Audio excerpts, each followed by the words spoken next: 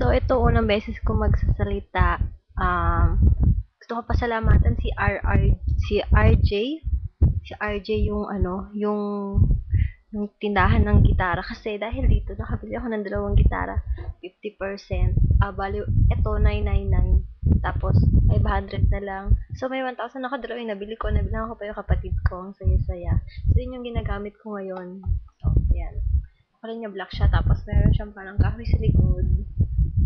Ayan. Diba? Ang ganda. Stig. Tapos, ayan. Kapo. Hindi mawawala. Tsaka, pick. Yan ginagamit ko. Tsaka yung boses kong paos, nabasag, na bla bla bla. Ayun. So, pasensya na kayo sa mga kanta ko. Mga muntang lang, kung ano-ano lang. Ayun. So, sana makinig kayo. Sana, basta, makinig kayo. Masaya ako. Hello sa inyo. Muntang lang. Tanga ako, tanga. Nga pala, yung sale na yon 8 to 9 ng gabi lang. Birthday niya kasi, kaya nagganon. Tandaan yung date na to. June 4. Next year. Ingit nga ako kasi yung drum set na wala na 6.5 eh.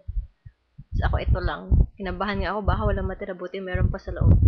Ayun, tandaan nyo, June 4, baka mag-sale ulit si RJ. 50% off. Stig ka, RJ. Kung nakikita mo to, the best.